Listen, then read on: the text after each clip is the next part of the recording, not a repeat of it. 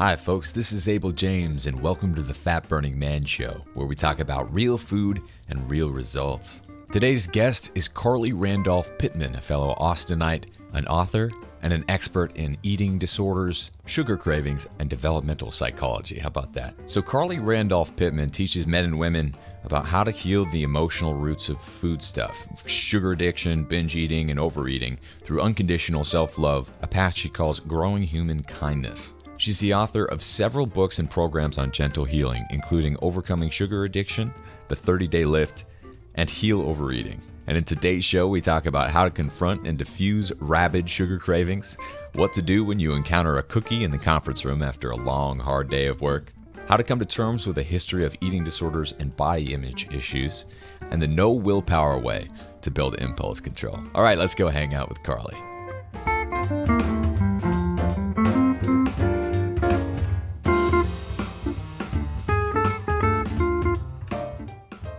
All right, folks, today we're here with a fellow Austin transplant, Karly Randolph Pitman. How's it going, Karly?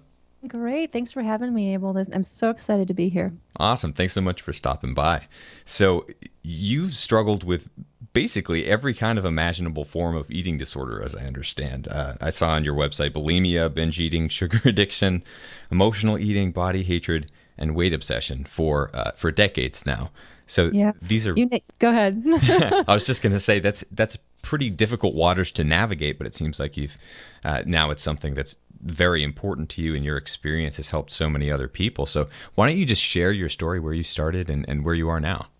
Yeah. I joke I've kind of ridden every ride in the eating disorder amusement park. I've experienced it all. And it started for me primarily when I was in high school. Although if I look back to my childhood, I was definitely using food for emotional comfort and to care for myself as a young child. I just didn't have a name for it or knew that's what I was doing, because as a child, I didn't have a weight problem. I just assumed that's what everybody did with food. But I became conscious of it when I was in high school. I was a runner, and I ran cross country and track.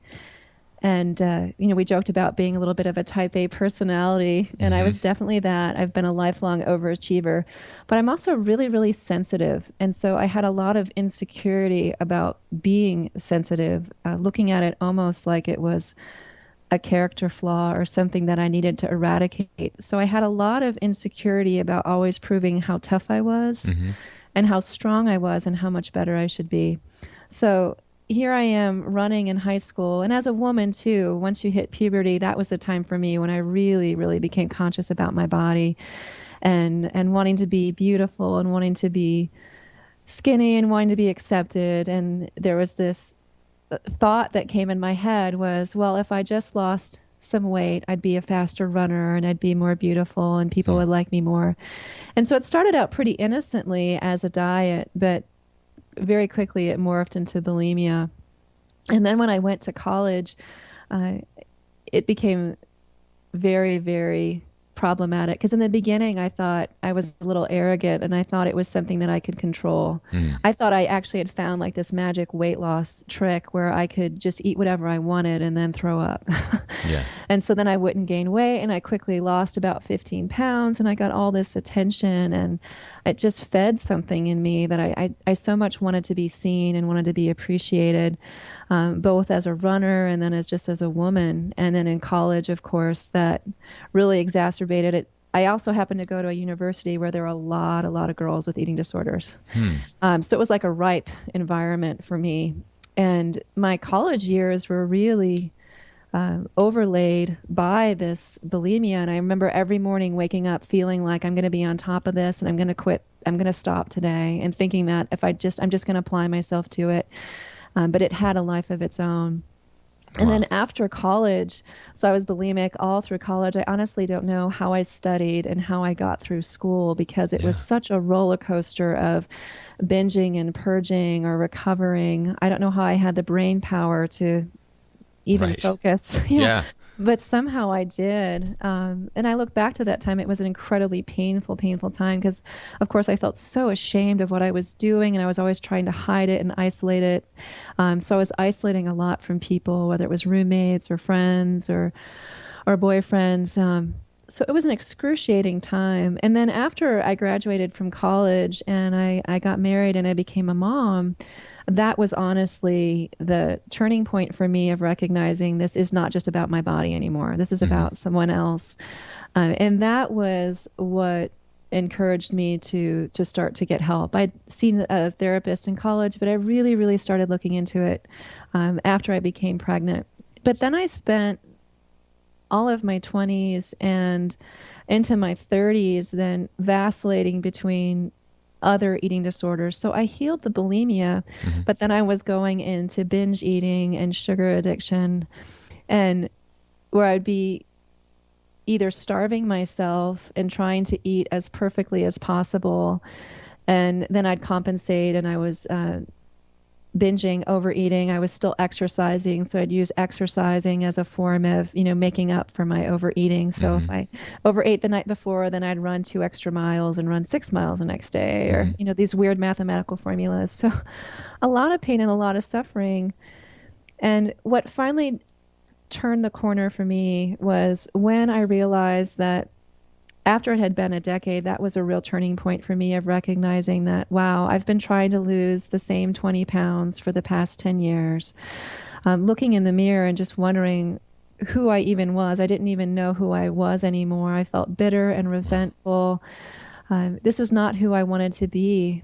And I also saw that my eating disorders were starting to impact my girls. I had two girls, Hmm. and then I had two boys, and I didn't want to pass down my food stuff to them. Right. So, So that's for me, that what turned the corner for me, Abel, was I stopped running from my pain, because during mm, this time I just kind of kept running from it and thinking that, well, I know a lot of women who kind of hate their bodies and are really uncomfortable with themselves. I know a lot of people who say this is just the way it's going to be. Maybe I just need to accept that I'm one of those women now who's had a couple of kids and doesn't really like herself. mhm. I thought I was just hurting myself, but I realized I wasn't. I was hurt. It was impacting everything around me and was greatly affecting my life. So instead Wow. of from that pain, I turned towards it. And that experience of turning towards my pain was revolutionary. And it's what changed my path, because instead of being this source of shame and self loathing, it became the doorway that I walked through where I returned home to myself. Wow. So how do you do that? How do you turn toward the pain and actually confront it and treat it as something useful, perhaps? Mm-hmm. Everything in us, in my experience, wants to be loved and wants to be seen and wants to be felt. And the thing about pain and emotions is you can't run from it. Hmm. You can try to suppress it. You can stuff it underground. You can use any kinds of ways to compensate it from. You can work. You can eat. You can fixate on. You can go on the internet. You can do all these different strategies that we have of running from pain, but they never work. They're Hmm. my teachers calls they're false refuges, because trust me, I ate and ate and ate and ate and ate. It never fully satisfied. It never gave me what I was truly seeking. Hmm. So, as scary as it sounds to turn towards your pain, it's actually not the the demon that we think it's going to be. It meant, instead of reacting from my feelings, actually sitting with them and actually feeling it. So, if I'm feeling lonely and I'm wanting to eat, or I'm feeling sad, it's emotional attunement. It's that Hmm. sense, can I be the unconditional, loving best friend to myself? So, during this time, when I was healing from my eating disorders, I was also having children. And what really taught me how to love and care for myself was that recognizing that the same skills that I was using to be an attuned, available mom to my kids was exactly what I needed to do for myself. Hmm. So here I am learning how to be present for my children, to validate their experience, to give them compassion and empathy. And it was like all the light bulbs went off. It was like, this is what I need to do for myself. So looking at that pain that I experienced, all the stuff that was underneath all the food, what that literally looked like for me was I went for a lot of walks and cries, is how I described them. Yeah. I'd go for a walk, and at the time I lived in a rural state, so I had a lot of great places to go walk. And I put my sunglasses on or my winter hat on, depending on what season it was, and I would go and I would just actively you have to touch the pain itself. Now, our fear is if I touch that pain, it's going to overwhelm me. Hmm. That's going to take me under and it's going to be too much. But in my experience, the opposite is actually true, that when I'm fully present with whatever it is that hurt is, or that loneliness, or that anger, or that sadness, when I fully offer it my compassion, and in so many words just say to myself, I care about this hurt, in the same way that if you called up your best friend and you had a really tough day and they're like, wow, I'm so sorry, and we're really emotionally there for you, it's healing. And that is what I was truly seeking underneath the food. What I became was someone who unconditionally loves myself. And all my searching, whether it was the quest for the perfect body, whether it was the quest to be the perfect student, because I did that route too, whether the quest to be the perfect mother, whether it was the quest to be the perfect wife, like all my life was like trying to conform myself into these boxes of perfection. And my mind was never satisfied. I was never good enough, because the mind has no shame. You lose 10 pounds. It's like, you can lose 3 more. Yeah. You graduate magna cum laude, you should graduate summa cum laude. And you just keep anting up the bar. And all the research that they're doing with self-esteem and self-compassion is so interesting. And what they're showing is that true self-esteem is not that I'm the best. True self-esteem comes from self-reliance. And that is the sense of, come whatever happens in my life, I can handle this. I like that. Yeah, my worth is not based on what I do or what I achieve or the size of my butt or how clean I ate today or what I look like or how many books I sell or how great my kids are. None of that. My true worth has to do with my just being a precious human being. And so when I disconnected my worth of who I was from what I was doing or what I looked like or what I was achieving, the rest that I found there, it's the unconditional love we want from everyone. What we all want at the deepest level is to be loved and accepted for who we are. Yeah. And I give that to myself. And from that space, I deeply and completely love you exactly as you are. That was the ground floor from which I was able to change. It's a paradox, and it's a little bit ironic. And Carl Rogers said, as we accept ourselves exactly as we are, that's when we can change. Because what that does, this is so fascinating to me on a brain level. What that does is it moves you out of fight or flight, and it moves you into the parasympathetic nervous system. And we all know what fight or flight is. Right. Flight is when we're feeling tense and rigid and stressed. And what I learned in developmental psychology is that your brain can only do one of two things and only one of two things at a time. It can protect you or it can grow. You are in perfection mode. If you are focused on being perfect, if there's no room for error, if your love for yourself is conditional, which is I have to meet all these standards in order to be lovable and okay, your sweet brain is in protect mode. It is in fight or flight. Mm-hmm. You can't access the higher regions of the brain. You're stuck in that primitive, you're stuck in the limbic system, and you're stuck in the amygdala. You're not able to go to the higher regions of the brain where you're able to access the areas of your brain that can actually grow, so that on a concrete level, if you're staring at a cookie, having that craving at 4 o'clock of maybe you had a tough day at work, or maybe your children are really pushing your buttons, whatever's going on in your life, you're sitting in traffic and you're late for a meeting, right? And that impulse hits you, bam, I really want a brownie right now, or whatever it is that you're feeling. If your brain is in that fight or flight space, you're not able to access those higher regions of the brain where you're going, okay, this is just an impulse. I know that you're really feeling this strong desire for a cookie. I know you can handle it. It's all right. You can be with it. You can't do that. Mm-hmm. So when we're stuck in that place of, I have to be perfect to be okay, we're not able to go to those places because we get hijacked by shame. Yeah. We get hijacked by shame and that feeling of I'm not good enough and I'm not okay. And then you get that whole spiral where it proliferates, where you make a mistake and then you feel like you've totally fallen off the bandwagon. And then you feel like, we'll just forget about it. It's the what the hell effect. Well, I blew it. So I had a cookie. I might as well have cake too. Yeah. Right? Yeah. You feel bad about blowing it, and then it goes spirals and spirals, and then you feel ashamed about who you are. I have no willpower. I'm just slug. I'm never going to be able to heal. I'm never going to be able to change. And you get caught in that muck. Yeah. It's almost like the more perfect that you are, the more you set yourself up for failure. I'm going to make a t-shirt that says, I'm lowering my expectations. And the reason is because for people who are attracted to this work in general, or people who are really trying to care for their bodies and find that optimal health, the shadow side of that is that we can turn it into this quest for perfection. And perfection, my favorite quote about perfection is that perfection will keep you cramped and insane your whole life. That's from Anne Lamott. She calls it the voice of the oppressor. And when you're trying to eat perfectly, what you do is you make eating into this tightrope that you're always trying to walk. And so then there's all this tension and rigidity, and there feels like there's no room or margin for error. Sounds counterintuitive, but the more you relax about changing your eating habits, the more you have available to actually respond. You're not so reactionary. Right.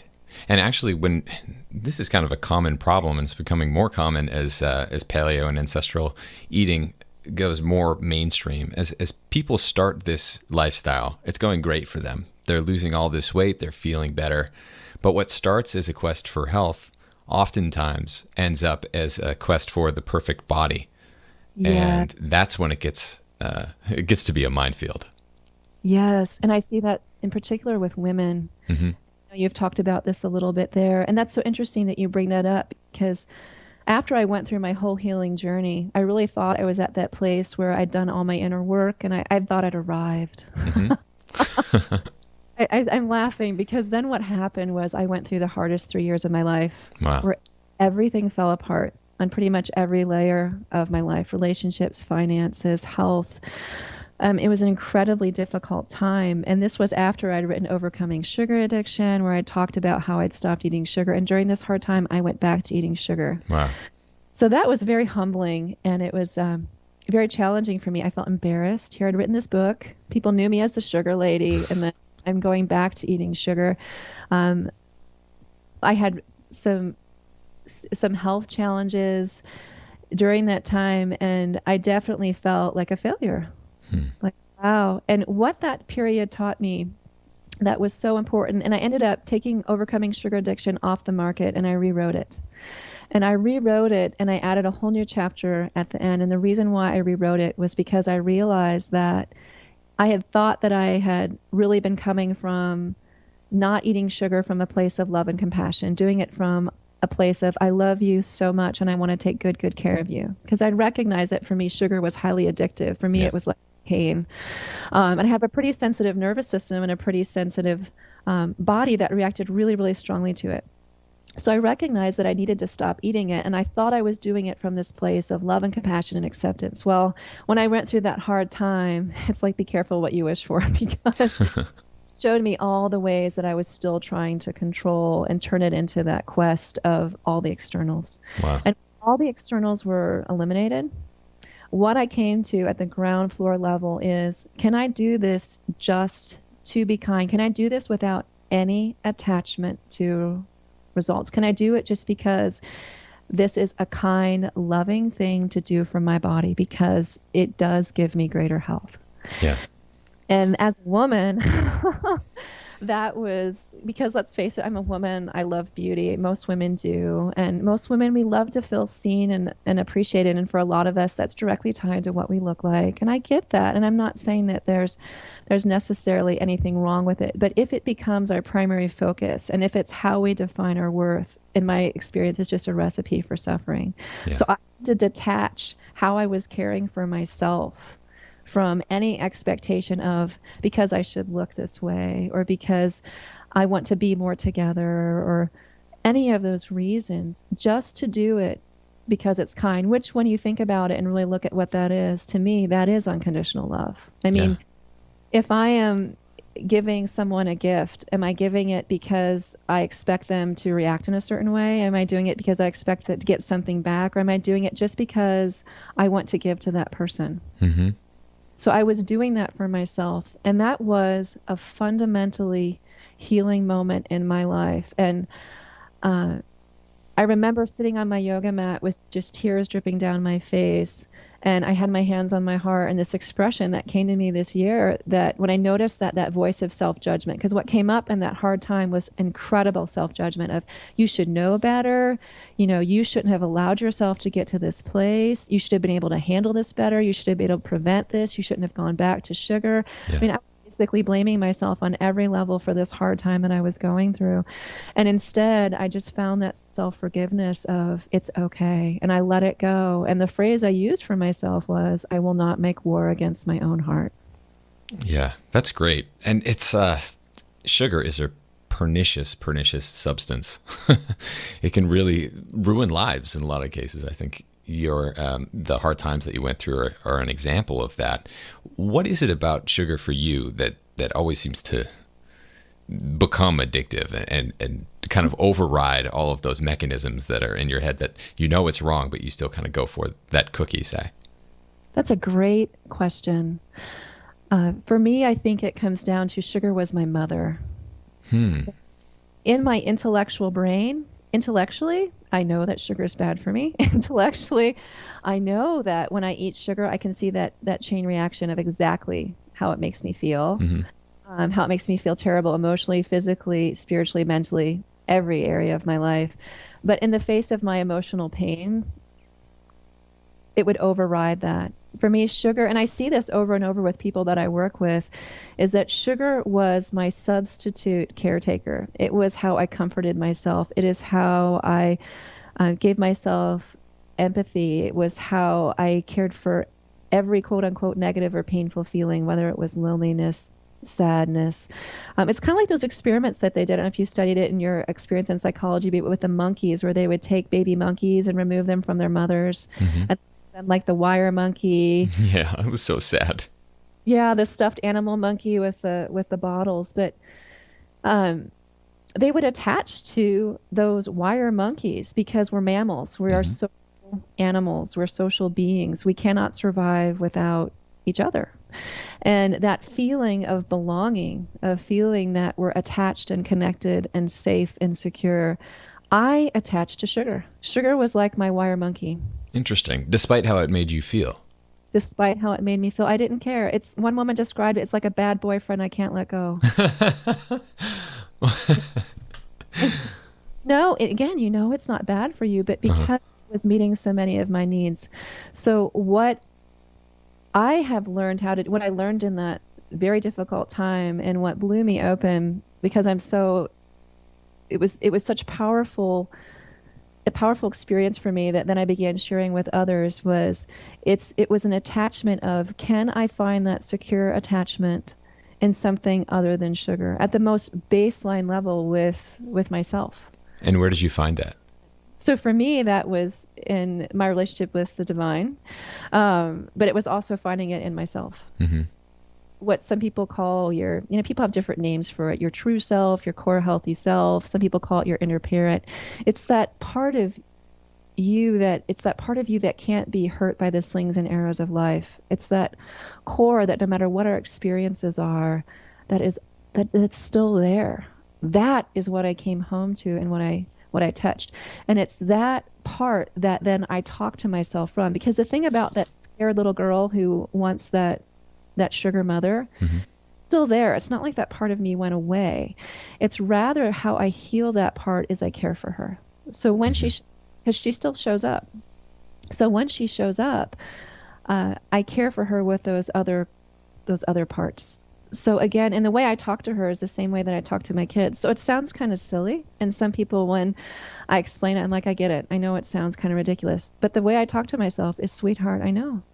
So if I'm craving sugar, because it happens still. And this is something I like to explain to people, that yes, when you stop eating sugar, the physical cravings absolutely do diminish. Night and day for me anyway. But the emotional cravings can still pop up. And it doesn't mean that you're doing anything wrong. It doesn't mean that you're failing. It just means that you're human. Those things come up. So instead of looking at cravings as something for me to fight against, or as like the enemy, or as the bad guy that I have to barricade against, I invite them in. It's that same befriending process where I basically Like if I were inviting them in for tea, like, it's okay, come on. And then I talk to my cravings. So the cravings might say something like, I'm really overwhelmed. I've got 4 kids. My life is really full. I feel overwhelmed a lot. Mm-hmm. So if I'm feeling really overwhelmed that day, and maybe I've had a really challenging day with my children, or there's some challenges with work or different things, I'll talk to myself from that core healthy space where it's like, I know, sweetheart, this is really challenging for you. I'm really sorry. I know you can handle this. And it sounds counterintuitive because we're afraid that if we actually validated our feelings and honored how we're feeling, like when we're feeling bitchy or when we're feeling exhausted or feeling overwhelmed or feeling jealous or feeling angry, whatever it is, we're afraid that if I actually touch that feeling and validate it and acknowledge it, that all hell's going to break loose, that I'm just going to get lost in the feeling.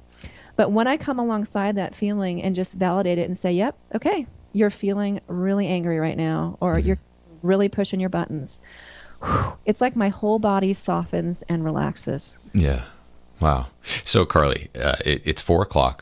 You were late to a meeting. You've had a really rough day, and there's a cookie in front of you. What happens now? So what I do is I have something I call rock your cravings to sleep. And this is the exact process that I use. So first of all, you want to just acknowledge it. Because when most of us have a craving, what we try to do is we push it down. We're like, and we intellectualize. We go to the intellectual brain, and we go to those places of, how bad that cookie is going to make you feel, or that if you eat that cookie, you're going to want to eat 5 more. But when you're feeling that emotional craving, it's like telling a 3-year-old child whose favorite toy just broke. Well, toys break sometimes. That child doesn't want to hear that at that moment. That child wants to hear like, oh, I'm sorry. You must feel so sad right now. Your favorite toy broke. So think of yourself as a 4-year-old child in general. When you're feeling that emotional craving is a great way to look at it, because those parts of you that are craving and wanting are actually very, very young. They are those younger parts of you. Yeah. So acknowledge it, just validate it. Don't intellectualize, just recognize it. So whatever it is, it's in so many words saying, I see you. So, okay, you're craving that cookie. Then dive right into it. What is that craving saying? And this is when it can sound like a small child. I'm in traffic and I'm late and I've had a tough day, and I tried on my pants this morning and they're tight and I'm so sick of trying to do this paleo thing. Okay, whatever's going through your mind, it's like, let it run, let it go with it. And your job is to just say, I know. I understand. That makes so much sense. You're validating, you're mirroring. Yeah, I get it. And then you might ask your craving, okay, what do I need from you? Because often when you're craving something, we don't crave because we have no willpower. We don't crave because we're these undisciplined slugs. No, you crave because you've got some kind of unmet need. Right. Maybe you're just exhausted at that moment. Maybe you're needing to feel like you're just needing some support. Maybe you're needing that empathy and compassion. So whatever it is, but sometimes it's an actual physical thing. Like a lot of people get cravings at 4:00 because they're physically exhausted and they're themselves. Cup of coffee, it's the caffeine and sugar lift at the end of the day. So that might be a sign of, well, you just need to rest. So you're validating, you're letting that craving speak. So it's like you're giving it a voice. Give it a voice, feel the emotion of it, truly feel it, offer it compassion. And then if you need to actually act to care for it, do so. And then keep that process going. So it's actually like, imagine that you've got a small child in your arms and you're rocking that child, and that child's just crying out its tears, whatever sadness it is, until that child is soothed. And eventually a little child will get to that place where they kind of are crying and they'll kind of go, they'll kind of sigh. And that's usually when a child it's when things are integrated for them and they've come to terms and they're at peace. And with your craving, you can do the same thing for itself. We think that when we're in a craving, it's going to last for 30 minutes. We think it's incredibly intense. I get that it's painful. It will pass. And the more you actually allow it and truly feel it and rock those cravings to sleep, the more you're able to be with them instead of be caught in it. Does that make sense? Absolutely. And one of the things that I see these days that's really interesting is that the further away we get from real food and tasty food and fresh food, there's no denying that a fresh baked cookie is delicious, right? In pretty much all circumstances.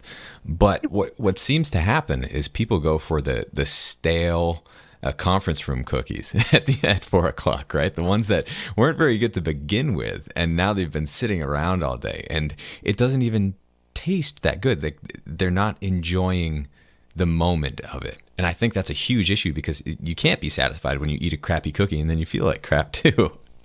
Yeah, that's a great point. And what that brought up for me is listening to that is how much we often use sugar or crappy food as a substitute for true, genuine pleasure. Mm-hmm. I see that over and over in my work is that are you truly allowing yourself to fully enjoy your life? Because if you are skimping on true satisfying joy and pleasure in your life, then often you use sugar or that crappy food because it's cheap, it's readily available, it's socially acceptable as a substitute. It's almost like you're using food as your voice. So what you want to do is you want to be more authentic and truly speaking up for what you're really wanting. What are you really wanting when you go for those stale cookies? Might be just that you're pissed off because you're not allowing yourself to truly allow yourself to open to true pleasure. Yeah. And you're so right about it being a fleeting thing. It reminds me also of, I'm someone who I've found a way to work fasting into my lifestyle, and it seems to work pretty well for me. And one thing that happens with hunger, especially when I was eating a lot of carbs, I felt like hunger was something that was there and I needed to address it immediately. What's happened now, especially as I've cleaned up my diet, I eat fewer carbs and certainly fewer crappy carbs and sugar and all of that, is that the moments of hunger are fleeting. And once they pass, it's just, a minute or two, and then you're fine. And you almost feel better not eating in some cases. And that's certainly true if you're craving sugar and then you decide not to eat it, because everyone knows what happens when you do eat sugar, the dreaded crash. I know. And for me, I could never eat just one cookie. It was always 12 or yeah. But what I hear you're saying is you're finding that pause button of really slowing down whenever anything painful arises. It's our natural human reaction to want to make it go away. Yeah. And so building your tolerance for discomfort muscle is, I think, definitely a part of the process. And that's why one of the areas where I think self-compassion is so helpful is people, when I teach self-compassion, the question I get most often from everyone is, if I am kinder and more compassionate to myself, I'm going to turn into a 300-pound slug that eats cookies all day and never gets off the couch. In my experience, the opposite is actually true. What compassion does is make you responsible in the terms of it makes you able to respond. Mm-hmm. You're more responsive instead of reactive. When we're reactive, again, we're caught in that fight or flight. So feel that impulse of stale cookie, I need to eat it right now. And when you find that pause and you're able to step back a little bit and say, okay, this is uncomfortable and I can handle that. Mm-hmm. What you're doing is you're building that tolerance for discomfort so that you realize, okay, this isn't the end of the world. I may not like it. It may be uncomfortable, and it's okay. And self-compassion is what enables me to do that. So, when I go exercise, I love to do vinyasa yoga. It's pretty vigorous. It's pretty intense. I love it. It's what I love to do. But, I'm often in yoga class and they're making you hold a pose forever. And you're like, oh, and it hurts and your body's shaking. And it's like, okay, what helps you stay in the pose when you want to get out of the pose? And for me, the more compassionately I talk to myself, like, I know this is challenging. And here's the key point, and you can handle this. That phrase, you can handle this, that gets me through so much, because our minds will have us believe that whether it's a craving or whether it's sadness or whether it's loneliness or whether it's fear or whether it's anxiety, whatever it is, our minds will tell us that you can't handle it. Mm-hmm. Slowing this process down, finding that that is one way that you can build that impulse control. So another idea, another tool, if you are craving that cookie at 4 o'clock and you're feeling that real impulse, or let's say you're driving home and this thought flashes through your mind of, I need to stop at Amy's and get ice cream or whatever. Oh, Amy's.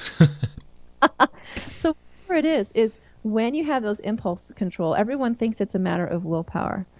But instead of looking at it as, okay, I just have to tell that craving to be quiet and I just have to reason with it and all those other things, instead of doing that with an impulse, try this on. And this was taught to me by one of my mentors, Dr. Gordon Neufeld, who is an attachment theorist and developmental psychologist. And what you want to do is you want to move to the part of your brain that can integrate. And what integrative functioning is, it's the ability to hold two contrasting thoughts or feelings at the same time. Mm-hmm. Let's say you're driving home and you're wanting that cookie, and it's like there's a little devil on one shoulder going, I want to eat the cookie. And the other angel on the other shoulder is going, you don't want to eat the cookie. So instead of just going towards one or the other, what you do is you hold that tension of opposites. Now, holding the tension of opposites is incredibly uncomfortable, which is why we don't like to do it, which is why all or nothing thinking, which is the opposite of integrative functioning, all or nothing thinking is either I have to eat the cookie or I don't have to eat the cookie. That feels more comfortable because you're not holding that tension. But if you can stay with that tension, what you will find is by mixing it up together, that part of you that's like, oh, I know it would taste really good. I'm feeling really hungry. I've had a tough day. I want some comfort. I want to eat that cookie. That other part of you that's saying, I don't want to eat the cookie, what that part of you is attached to is actually your deepest core values. So might be something like health. It might be something like love and compassion. It might be something like patience. It might be something like beauty. Whatever it is, we all have those values. That is what we most want to be in the world. But the problem is our impulses pop up, whether it's an impulse of, I want to eat a cookie, or it's an impulse of you get in an argument with a loved one and they push your buttons and you want to lash out and say something that you later regret. Mm-hmm. All examples of where our impulsive brain can kind of work against us. So how you find that quote unquote willpower to truly live out what's most important to you, whether it's, okay, I want to honor my body by eating a certain way, or I want to honor the people that I'm in relationship with respect and kindness, or I want to honor myself with respect and kindness, whatever that is, it's your values. Mm-hmm. It's your values that do that. So the way that I do that is when I notice an impulse coming, the first thing I do is I do something called grounding down. And what grounding down is, it's moving your energy up from your head into your belly, into like your solar plexus, or even into like your pelvis, It's almost like a sumo wrestler. You're like, it's when you're caught in those impulses, we're often caught in that brain that's in a lot of thinking. And so by grounding your energy down, it's almost like taking a real deep breath, and you're centering your energy lower. Mm-hmm. And so then after you center your energy lower in your body, then you can use your compassionate self-talk if it's uncomfortable, because you're sitting with that discomfort of, I want to eat the cookie, I don't want to eat the cookie. And just use a little mantra. And like I said, the one I use is, you can handle this. Yeah. You can handle this. It's uncomfortable and you can handle this. Whether it's, I've got a screaming child, or whether it's a loved one saying something that's really hooking me and I want to jump in and defend myself, just quieting those impulsive parts of me. It's like, it's okay. You can handle this. So that's soothing the emotional, impulsive brain. And then almost like you're just watching that impulse blow by, like a cloud in the sky, just let it go by and wait for that deeper value to arise, because it will arise. It's that sense of, no, you really don't want to eat the cookie because you love and you care for yourself and you care for your body. And you're happy that cookie makes you feel. Yeah. This tool is so powerful. When I do this, it's like I've won the lottery, because the reason it's so empowering to me is that voice inside my head that tells me that, when you lash out at someone you love, you feel so bad afterwards. You're like, man, why did I do that? Or, if my child's pushing my buttons and I snap at him, and then later I'm like, oh, why did I do that? Or when you practice with this tool and soothe your impulsive thoughts in this way, you are reminding yourself that I'm so much stronger than I realize, that I'm not ruled by my impulses. It's not my fault that they arise. They all arise in all of us. And I can respond to them differently.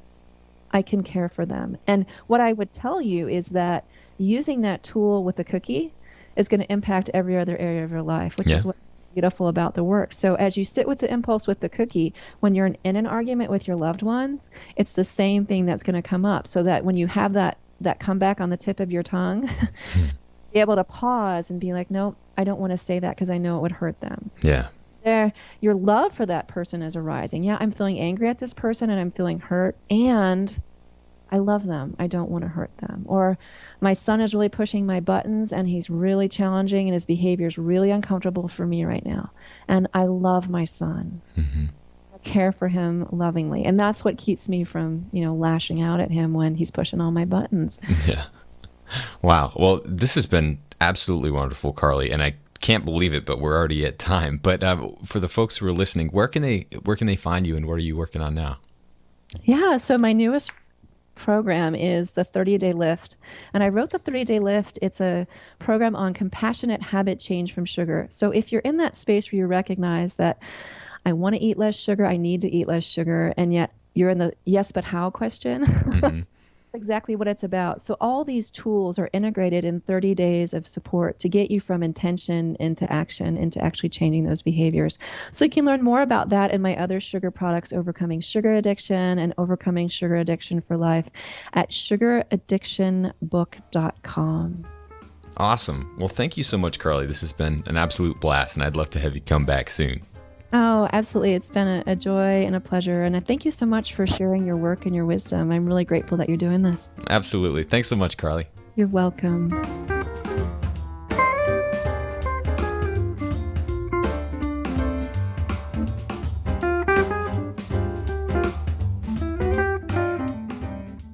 If you'd like to hear more from Karly, you can head to her website at karlyrandolphpitman.com. So I'll be back in Austin, Texas in just a couple of weeks. Really excited to have a strong internet connection so I can talk to a lot of exciting guests coming up, more best-selling authors and fitness celebrities, as well as some success stories of regular people who have experienced great results cleaning up their diet and embracing a healthy lifestyle. So stay tuned for all of that. And once again, thank you so much for listening, and I'll be talking to you guys soon. Cheers.